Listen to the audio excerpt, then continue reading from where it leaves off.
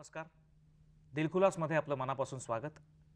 आज आपल्याशी मनमोकळ्या गप्पा मारण्यासाठी आलेले आहेत मराठीमधले प्रतितयश गायक, ज्यांनी अनेक फॉर्म्समध्ये अनेक वेगवेगळ्या पद्धतींची गाणी आपल्यापुढे सादर केली आणि खरोखरच मराठी रसिकांचे एक आवडते गायक म्हणून आज ते नावारूपाला आलेत, रवींद्र साठे. रवी, आजच्या या कार्यक्रमात तुझं मनापासून स्वागत. मला सुरुवात करायची आहे ती अगदी तुझ्या पुण्यातल्या पहिल्या काळापासून, ज्या वेळेला तू ॲमेच्युअर्समध्ये नाटक काही करायच्या उद्देशाने पुढे आलास आणि मला वाटतं घाशीराम कोतवाल हे तुझं पहिलं नाटक. तर हा तुझा जो काळ होता त्यामध्ये तू घाशीरामपर्यंत कसा आलास हे सांगू शकशील का? घाशीरामपर्यंत एक असं सांगता येईल की मला गाण्याची आवड पहिल्यापासूनच होती. म्हणजे घरामध्ये एक पोषक वातावरण होतं. माझे वडील चांगले हार्मोनियम वादक होते. म्हणजे एखाद्या शास्त्रीय गायकाला ते सहज साथ करू शकत. माझा सख्खा आत्तेभाऊ शरद जोशी हा संगीतरत्न पण त्यांनी केलेले, पंडित राम मराठ्यांकडेचा शिष्य. आणि तो शरददादा जेव्हा बसायचा घरी गायला त्यावेळी मी त्याच्या मागे तंबोऱ्याला बसायचो. म्हणजे लहानपणापासून एक सांगायची गोष्ट म्हणजे एक पोषक वातावरण होतं आणि आवड होती मुळापासून. पण नंतर जेव्हा मी फिल्म इन्स्टिट्यूटला गेलो त्यावेळी तिथे ज्याला आपण रॅगिंग म्हणतो तो रॅगिंग प्रकार झाला आणि त्याच्यामध्ये मला सक्तीनं गायला लावले आणि तिथल्या कल्चरल प्रोग्राममध्ये मी गायलो फिल्म इन्स्टिट्यूटच्या. आणि ते गाणं ऐकून मला एका इंटर कॉलेजिएटमध्ये कॉम्पिटिशनला उतरवण्यात आलं, रोट्रॅक भरवत असलेल्या कॉम्पिटिशनला. आणि त्यात मला पहिलं पारितोषिक मिळालं.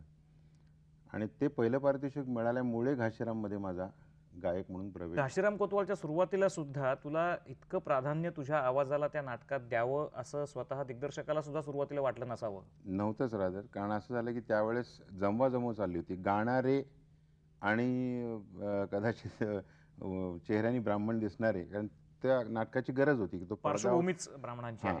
तर पडदा जो होता तो आवश्यकरित्या म्हणजे तसा कॉस्ट्यूम पण दिलेला गेला होता प्रत्येकाला. कारण ते जे परफॉर्मर होते प्रत्येक, त्याला नावं नव्हती कोणालाही.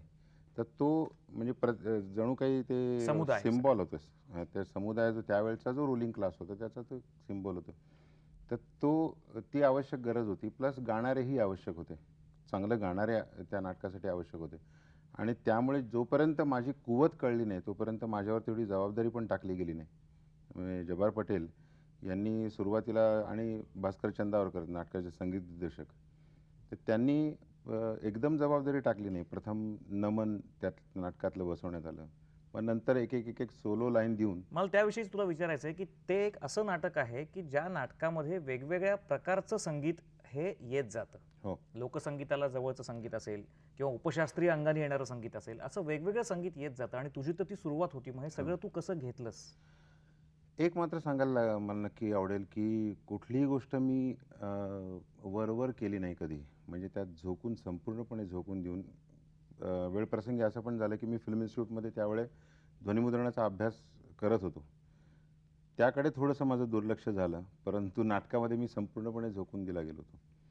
आणि ते गाणं, स्टेजवरती गाणं, लोकांच्या समोर गाणं किंवा इवन त्यातल्या ज्या तालमी होत्या त्या तालमीमध्ये गाणं, हे इतकं आवडत होतं की त्याच्यातनं काहीतरी नवीन करायला मिळत होतं. म्हणजे असं नव्हतं की एक साचेबंद काहीतरी होतं. आता बहुतेक करून मराठीतली जी नाटकं आहेत, संगीत नाटकं, त्याच्यामध्ये शास्त्रीय संगीताची पक्की बैठक असेल तर एका पद्धतीचंच गाणं आपल्याला जास्त करून आढळतं. परंतु ह्या नाटकामध्ये, घाशीराम कोतवाल नाटकामध्ये भारूड होतं, कीर्तन होतं, नंतर तुमचा लावणी होती, कव्वाली होती, ठुमरी होती.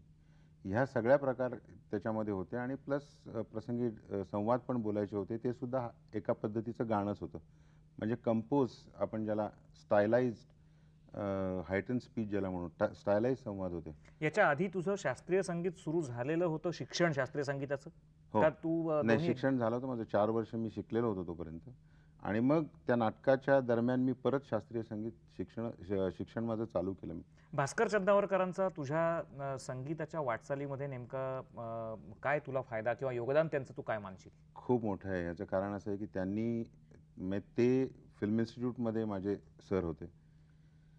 त्यावेळेला आम्ही त्यावेळी इन्स्टिट्यूटमध्ये जेवढे आमचे लेक्चर्स असायचे त्यातला मधला वेळ म्हणा किंवा लेक्चर्स नसेल त्यावेळचा वेळ मी त्यांच्याच रूममध्ये असायचो.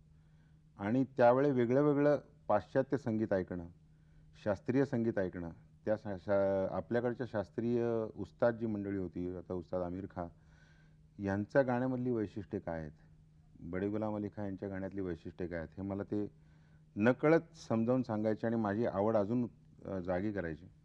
आणि त्याचबरोबर ते घाशीराम कोतवालचे पण संगीत दिग्दर्शक होते आणि त्यामुळे जवळजवळ मी त्यांचा सहाय्यक असल्यासारखाच त्या ग्रुपमध्ये वावरत होतो.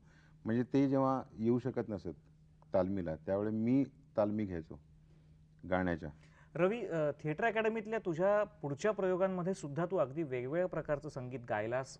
मुळात थिएटर अकॅडमी हीच प्रयोगशील संस्था त्या काळामध्ये होती, जी वेगवेगळे प्रयोग करत होती. डॉक्टर जब्बार पटेल असतील, मोहन आगाशे असतील, सतीश आळेकर असतील. बरोबर. याच्यामध्ये 3 पैशाचा तमाशासारखं नाटक, 3 पेनी ऑपेरावरचं, डॉक्टरांनी जब्बार पटेलांनी जेव्हा अगदी वेगळ्या पद्धतीने बसवायचं ठरवलं, तेव्हा पाश्चात्य संगीताचा सुद्धा वापर केला गेला आणि नंदू भेंडेंसारख्या गायकाबरोबर तुला गाता आलं. तर त्या दोन्ही गोष्टींमधला फरक तू कसा आत्मसात केलास? एक तर दोन्ही नाटकामध्ये फरक असा होता की घाशीराम कोतवालमध्ये जे गाणं होतं ते लोकसंगीतावर आधारित होतं आणि सुगम संगीतावरती आधारित होतं आणि ते त्याच्या वेळेस मायक्रोफोन आमच्या हातात नव्हते. म्हणजे ते जे गाणं होतं ते संपूर्णपणे मोकळा आवाज, जास्तीत जास्त लाऊड प्रोजेक्शन करून ते गायला लागायचं. पण 3 पैशाच्या तमाशामध्ये आमच्या हातात मायक्रोफोन होते. त्यामुळे मायक्रोफोनसाठी कसं गावं, आता मी ध्वनिमुद्रणाचा अभ्यास करत असल्यामुळे मला सगळ्यांना सांगायला लागलं की मायक्रोफोनमध्ये कसं गा. अगदी डायरेक्ट जर तुम्ही मायक्रोफोनमध्ये गायलात तर कदाचित त्याचा बाहेर नीट त्याचा उच्चार होणार नाही. रवी, तुझी कला आणि तुझं तंत्र याच्यामधलं तुझं जे अनोखं गणित आहे त्याच्याविषयी आपण बोलणार आहोत. पण त्याच्या आधी आपण घेऊयात, आज आपल्याशी बोलण्यासाठी आलेत मराठीमधले प्रथितयश गायक रवींद्र साठे. तुझी गायनाची आवड सोडून तू त्या ध्वनिमुद्रणाकडे नेमका आकृष्ट का झालास आणि कधी झालास? माझ्या वडिलांनी मला असं सजेस्ट केलं की असं सांगितलं की बा फिल्म इन्स्टिट्यूटमध्ये एक कोर्स आहे साऊंड रेकॉर्डिंग, साऊंड इंजिनिअरिंगचा. माझे वडील हे पुणे आकाशवाणीवरती निवेदक म्हणून, बरोबर, अनाउन्सर म्हणून नोकरी करत होते. त्यामुळे त्यांना ह्या सगळ्या कलांबद्दल त्यांना अतिशय प्रेम होतं, जवळनं. ते संगीत तर जाणतच होते चांगलं. तर त्यांनी मला सजेस्ट केलं की असा एक कोर्स आहे. ध्वनीविषयी आणि ध्वनी तंत्राविषयी जे शिकलास त्याचा नंतरच्या काळामध्ये एक गायक म्हणून तुला गाताना नेमका काय उपयोग झाला? गाताना खूप उपयोग झाला. याचं कारण सांगतो. पहिल्यांदा जेव्हा मी 74 साली मार्च महिन्यामध्ये मी जेव्हा प्रभादेवीला बॉम्बे लॅब नावाच्या मोठ्या स्टुडिओमध्ये, अत्यंत मोठ्या स्टुडिओमध्ये, आणि जवळजवळ त्यावेळेस आता या पद्धतीची रेकॉर्डिंग्स होत नाहीत. म्हणजे असं की सगळे वादक कलाकार, वादक त्याच्यात कोरसवाले किंवा सगळे एका वेळे हजर आहेत. एक ऑर्केस्ट्रा कंडक्ट होतं आणि तुम्ही त्यावेळी तुम्हाला सुरुवातीपासून शेवटपर्यंत न चुकता एक गाणं म्हणायचं आहे. ते कुठेही चुकलं सुरुवातीला किंवा शेवटी की परत ते पहिल्यापासून शेवटपर्यंत म्हणायचं. आणि हा प्रोसेस तुमचा बरोबर असतोपर्यंत मग कदाचित 25 टेक्स होतील किंवा 30 टेक होतील, पण तुम्हाला ते म्हणायला पाहिजे. त्यावेळेला तुम्हाला ते बिनचूक म्हणायलाच लागतं. हे फार मोठं टेन्शन त्यावेळी असायचं. तर अशा ठिकाणी मी जेव्हा त्या स्टुडिओमध्ये गेलो त्यावेळी ते वातावरण मला नवीन नव्हतं, कारण फिल्म इन्स्टिट्यूटमध्ये मी साऊंड रेकॉर्डिंग शिकलेलोच होतो. तंत्राचा सगळा वापर तुला स्टुडिओमध्ये पहिल्यांदा व्यावसायिक चित्रपटाकरता उभा राहताना तू केलास. मला वाटतं तो चित्रपट होता गारंबीचा बापू आणि गाणं होतं अजब सोहळा. अजब सोहळा. त्याची आम्हाला एक छोटीशी झलक का दाखव, कारण हे दोन्ही तुझ्या करिअरमधले महत्त्वाचे टप्पे आहेत. महत्त्वाचे टप्पे. शांता शेळकेंनी हे गाणं लिहिलं होतं आणि ते डॉक्टर काशीनाथ घाणेकर यांच्यावरती पिक्चराईज झालं होतं.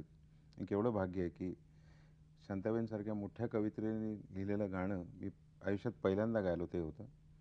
आणि त्याच्यानंतर मला वाटतं पुन्हा एकदा डॉक्टर जब्बार पटेलांचा सामना सामनामध्ये सुद्धा तुझी सगळी गाणी लोकप्रिय झाली, गाणी सुंदर होती. मला एक सांग की तुझ्या एकूणच संपूर्ण चित्रपटाच्या कारकिर्दीमध्ये कुठल्याही गायकाला, नवीन गायकाला सुरुवातीलाच उत्तम कॉम्पोजिशन्स मिळणं हे जे भाग्य लागतं ते तुला खूप मोठ्या प्रमाणावर लाभलं असं वाटतं मला. त्या पद्धतीचं काव्य, तसे तयारी करून घेणारे किंवा तसं शिकवणारे संगीत दिग्दर्शक आणि तशा पद्धतीची सिच्युएशन्स. म्हणजे असं पण असतं ना की बऱ्याच वेळा सिच्युएशनमुळे गाणं तयार होतं. तर चांगली सिच्युएशनच जर सिनेमात नसेल तर चांगलं गाणंच निर्माण होऊ शकत नाही. तर ह्या सगळ्या गोष्टी ज्यावेळेस घडत होत्या त्यावेळेस सुदैवाने मी आलो आणि त्यामुळे चांगली गाणी, सामना म्हणा, जयत्री जयत म्हणा, गारंबीचा बापू म्हणा, ही गाणी की ज्याच्यामध्ये काव्य पण चांगलं आहे, संगीत पण चांगलं आहे, ही मला मिळाली. हे नक्कीच भाग्य. मग अशा आपण 3 पैशाच्या तमाशाविषयी बोलत होतो. त्याच्यात सुद्धा पुन्हा एकदा वेगवेगळ्या प्रकारचं संगीत, पाश्चिमात्य सुद्धा आणि वेगवेगळ्या प्रकारचं संगीत एकत्र आलेलं आहे. मला वाटतं त्यात योगदानसुद्धा थिएटर अकॅडमीमध्ये 2-3 संगीतकारांचं असं ते योगदान हो, होतं. हो. आणि त्यात नंदू भेंडेसारखा परत गायक होता. त्याच्यामध्ये तुझ्या पारंपरिक आजपर्यंतच्या भारतीय शास्त्रीय संगीतापेक्षा किंवा उपशास्त्रीय संगीतापेक्षा वेगळं तू संगीत कसं आत्मसात केलंस? 3 पैशाचा तमाशा या संगीत नाटकामध्ये आणि एक तो काळ असा होता की काहीतरी नवीन करायचं. म्हणजे आम्ही काहीतरी नवीन करण्यासाठीच एकत्र आलो होतो. काहीतरी नवीन करण्यासाठी जवळ-जवळ 3-3 महिने, जवळ-जवळ अर्ध्याच्या पेक्षा रात्र म्हणजे संपूर्ण रात्रच जवळचं. रात्री 10 ते मध्यरात्री 2-3 वाजेपर्यंत आम्ही झपाटल्यासारखे एकत्र असायचो. मग त्यावेळी नंदू भेंडे पण तिथे असायचा. तिथे जब्बार पटेल असायचे, तिथे भास्कर चंदावरकर असायचे, आनंद मोडक असायचा. आणि नवीन एखादं पाश्चात्य संगीत ऐकवलं जायचं, त्याच्यामुळे तुम्हाला काहीतरी एक स्फूर्ती मिळायची आणि ह्या पद्धतीचं आपल्याला गाता यायला पाहिजे, ह्या पद्धतीचं काहीतरी संगीत यायला पाहिजे. आणि खरं असं मला वाटतं की जवळजवळ ते 77-78 साली हे नाटक झालं, 3 पैशाचा तमाशा. आणि कदाचित असं म्हणता येईल की काळाच्या 25 वर्ष आधी झालं. आज तर ते नाटक झालं असतं, तर लोकांनी डोक्यावर घेतलं असतं ते. एकतर पु ल देशपांडेंसारखा समर्थ लेखक त्या नाटकाला लाभलेला. याच्या पुढच्या वाटचालीबद्दल रवीच्या आपण बोलणार आहोत पुढच्या भागामध्ये, आत्ता लगेचच, पण त्याच्या आधी घेऊयात. रवी, मला एक सांग, हे 2 महत्त्वाचे पहिले चित्रपट तू केल्यानंतर, गारंबीचा बापू आणि सामना, त्याच्यानंतर मराठी चित्रपटांमध्ये सलग सातत्यानं 15 ते 20 वर्ष तू आज गातोयस. हे गात असताना तुला तुझ्या आधीच्या कोणत्या पद्धतींमध्ये बदल करावा लागला? गाताना तुला नेमक्या तंत्राबाबत आणि इतर गोष्टींबाबत कुठलं भान ठेवायला लागलं असं तुला वाटतं? तसा तंत्रामध्ये फार फरक झालेला नाही आहे. उलट मला तरी असं वाटतं की पहिल्यापेक्षा गाणं, सिनेमामध्ये गाणं आता सोपं झालं आहे. याचं एक साधं उदाहरण देतो मी, की आता काय होतं की प्रथम म्युझिक ट्रॅक तयार होतो आणि आम्ही जेव्हा स्टुडिओमध्ये गायला जातो, त्यावेळी तिथे कुठलाही वादक असत नाही, कोणीही असत नाही. आमच्या खेरीज आणि संगीत खेरीज आणि अरेंजर खेरीज, जो स्वरसाथ चढवत होतो, ह्याच्या खेरीज कोणीही स्टुडिओमध्ये नसतं. आम्हाला सुद्धा ते गाणं सुरुवातीपासून शेवटपर्यंत म्हणणं हे सक्तीचं नसतं. आज 28 वर्षानंतरही तीच 2 नावं प्राधान्याने आघाडीवर गायकांमध्ये असलेली दिसत आहेत, रवींद्र साठे आणि सुरेश वाडकर. बरोबर. याचा अर्थ मराठीमध्ये नव्या पिढीमध्ये गायक चांगले झाले नाहीत किंवा काही गुणवान युवक आले नाहीत अशातला भाग नाही. हं. पण त्यांची वाढ ही एका ठराविक अंतरापर्यंत जाऊन का खुंटली असावी? त्यांना संधी मिळाली नाही असंही नाही. मग त्या संधीचं सोनं तुमच्यासारखं का झालं नसावं? नेमकी कारणं तुला काय वाटतात? कदाचित हा असं आहे की नशिबाचा एक भाग असू शकतो, पण तो कमी आहे तो बाजूला ठेवू त्याच्यामध्ये. आपण, तो बाजूला ठेवू. तो प्रत्येक कलाकाराच्या बरोबर ते नशीब हा प्रकार असतो लागलेला. याच्या व्यतिरिक्त मला कारण असं वाटतं की अलीकडच्या काळामध्ये ह्या स्पर्धांमुळे जी लोक नावारूपाला येतात, ती कोणीतरी गायलेली ऑलरेडी प्रसिद्ध असलेली गाणी म्हणण्याचा त्यांना सराव होतो आणि तो इतका सराव होतो की एखादं नवीन गाणं त्यांच्यासमोर जेव्हा येतं, त्यावेळी ते त्याच ताकदीने म्हणू शकतील का, हा प्रश्न पडतो. आणि सुरेश वाडकर आणि माझ्या बाबतीत मला असं वाटतं की आम्ही दोघांनी कन्व्हेन्शनल ऑर्केस्ट्रा ह्याच्यात कधी गायलो नाही. आम्हाला जी गाणी मिळाली ती आम्ही जास्तीत जास्त चांगल्या पद्धतीने म्हणायचा सतत प्रयत्न केला आणि त्याच्यातनं आम्ही थोडेसे पारंगत झालो. आणि त्यामुळे असेल कदाचित की एखादा नवीन चाल आमच्यासमोर जेव्हा येते, त्यावेळी आम्ही जितक्या कमीत कमी वेळामध्ये, हल्ली काय होतं की बऱ्याच वेळा स्टुडिओमध्येच आम्हाला गाणं शिकवलं जातं. वेळ कमी मिळतो फार. त्यामुळे अर्ध्या तासामध्ये ते तुम्ही संपूर्णपणे आत्मसात करून तुमच्यात मुरून ते गाणं त्या संगीत दिग्दर्शकाला ज्या पद्धतीने ते भाव हवेत तसं ते तुमच्याकडनं गायला गेलं पाहिजे. हा अर्ध्या तासामध्ये आम्ही ज्या पद्धतीनं ते त्याचा परफॉर्मन्स देऊ शकतो, तसे नवीन सिंगर्स देऊ शकत नसावेत, असं एक मला वाटतं कारण. रवी, तू फार एक चांगला प्रयोग केला होतास मध्यंतरीच्या काळामध्ये की जो सहसा कुणी करत नाही किंवा करू धजावत नाही. एकतर चित्रपट संगीतामध्ये स्थिरावल्यानंतर किंवा जाहिरातींच्या युगात सुद्धा तू अनेक जाहिराती केल्यास, तुझ्या कॅसेट स्वतःच्या आहेत. पण तू पुन्हा एकदा कित्येक वर्षांपूर्वी गजाननराव वाटवेंनी गायलेली उत्तम भावगीतं तू तुझ्या स्वतःच्या शैलीमध्ये सादर केलीस. हे तुला करावं असं नेमकं का वाटलं? याचं कारण असं झालं की जेव्हा अण्णांना, गजानन वाटव्यांना जेव्हा लता मंगेशकर पुरस्कार महाराष्ट्र गव्हर्नमेंटतर्फे दिला गेला, त्या समारंभामध्ये मी गायलो होतो आणि त्या समारंभामध्ये मी 2 गाणी म्हटली आणि त्यावेळी ज्या मला टाळ्या पडल्या त्या माझ्या गाण्याला नव्हत्या, तर गजानन वाटवे यांच्या चालीला होत्या. यांच्या चालीला होत्या. त्यांनी त्यांच्या नॉस्टॅल्जिया आपण ज्याला म्हणू ते गाणी लोकांना ती हवी होती गाणी कोणीतरी गायला. पद्धतीचं तुझं रेकॉर्डेड संगीत आजपर्यंत आलं हो. बाहेर, ते बघून मला असं वाटतं की तुला खरं ज्या पद्धतीचं तुझं रेकॉर्डेड संगीत येणं अपेक्षित आहे तसं अजून ते खरं तुला मांडता आलेलंच नाही. जवळजवळ आता 7 वर्षापूर्वी 94 साली मी ध्वनिमुद्रण व्यवसाय माझा म्हणून बंद केला आणि तोपर्यंत सुद्धा म्हणजे मला ध्वनिमुद्रक म्हणून सुद्धा गव्हर्नमेंटचं बेस्ट साऊंड रेकॉर्डिस्टचा अवॉर्ड आहे उंबरठा सिनेमासाठी. तर तो व्यवसाय अत्यंत आवडीचा होता. नाटकात काम करणं अत्यंत आवडीचं होतं. म्हणजे 100% गायक म्हणून मी सुरुवातीपासून जर त्याच्यामध्ये झोकून दिलं असतं तर कदाचित आज मी गायक म्हणून वेगळा असतो, हे मला जाणवते गेले 5-7 वर्षामध्ये. तर खरं तू म्हणतोस ते अगदी खरं आहे की गायक म्हणून ज्या पद्धतीनं मला अजून गाणी मिळायला पाहिजे होती किंवा ज्या पद्धतीची गाणी मिळायला पाहिजे होती ती अजून तितकी मिळाली नाही असं मलाही वाटतं आणि त्याचमुळे मी ध्वनिमुद्रण सोडलं आहे. आणि मला अशी अपेक्षा आहे की ह्याच्या पुढे लोकांना आनंद देऊ शकेन, मी स्वतःला आनंद देऊ शकेन अशी गाणी मला खरंच गायची आहेत. मला एक नेहमीचा प्रश्न आहे पण तो पुन्हा एकदा तुला विचारायचा आहे की तुझे स्वतःचे आवडते संगीतकार कोण आहेत? मला थोडंसं प्रभावाबद्दलही तुला विचारायचं आहे की गायक म्हणून तुझ्यावर नेमका कोणाचा प्रभाव आधी होता आणि तुला कोण गायक आवडतात? म्हणजे आदर्श म्हणून तर मी म्हणेन की सुधीर फडके, की त्यांचा शब्दोच्चार, त्यांचे भावना उत्कट, अत्यंत त्यांची गायनाची पद्धत, ज्या पद्धतीने भावगीत गावं, ज्या पद्धतीने चित्रपट गावं याचा एक वस्तुपाठ किंवा याचा एक आदर्श म्हणून बाबूजींचं नाव सुधीर फडके. त्याच्यानंतर गजानन वाटव्यांचा तोच प्लस पॉईंट आहे की त्यांचेही शब्दोच्चार अत्यंत स्पष्ट आणि भावनोत्कट. हे थोडंसं मी आधी अनुकरण केलं सुधीर फडक्यांचं, यात मान्य करायला हरकत नाही. पण त्याच्यानंतर मला खूप आवडलेले गायक जे होते क्लासिकलमध्ये म्हणजे शास्त्रीय संगीतामध्ये खूप आहेत. म्हणजे भीमसेन जोशी यांचं गाणं आवडायचं, जितेंद्र अभिषेक यांचं गाणं आवडायचं, जितेंद्र अभिषेक यांचं सुगम संगीत आवडायचं. संगीतकार कुठले आवडते सांगशील? अलीकडच्या मागच्या एक 15-20 संगीतकार वर्षात पहिले कुठले आलास? भास्कर चंदावरकर. दुसरे माझा एक मित्र आहे आनंद मोडक, की तो एक खूप वेगळे वेगळे प्रयोग करतो आणि मला परत थिएटर अकॅडमीमुळे नवीन काहीतरी करायचं, वेगळं काहीतरी करायचं असा एक कायम माझा पिंड झालेला आहे तयार.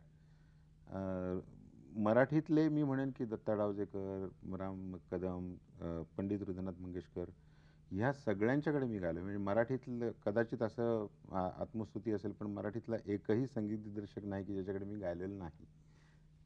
आपल्या या सगळ्या आजच्या चर्चेला वेळ कमी आहे, तुझं काम अफाट आहे, तुझा आवाज आम्हाला मोहवणारा आहे, पण आपल्या आजच्या चर्चेचा शेवट हा सुद्धा तुझ्या सुरांनी व्हावा अशी माझी आणि आपल्या सगळ्या दर्शकांची इच्छा आहे. मी असं म्हणेन की तुला अनेक गाणी तू गायलेली आहेस, त्यातली तुझी आवडतीही अनेक असतील, पण तुला आत्ता या क्षणाला जे वाटतंय असं एखादं छोटंसं एक गाणं आणि त्याचा एक अंतरा असं आम्हाला तुझं ऐकवलंस तर आपण त्यांनी आपली मुलाखत संपवूयात. त्याच्या आधी या सगळ्या तुझ्या वाटचालीबद्दल तुझं अभिनंदन आणि याच्या पुढच्या वाटचालीकरता अल्फाच्या सगळ्या दर्शकांतर्फे तुला मनापासून शुभेच्छा आणि तुझ्या सुरांनी आपण आजच्या कार्यक्रमाची सांगता करूयात.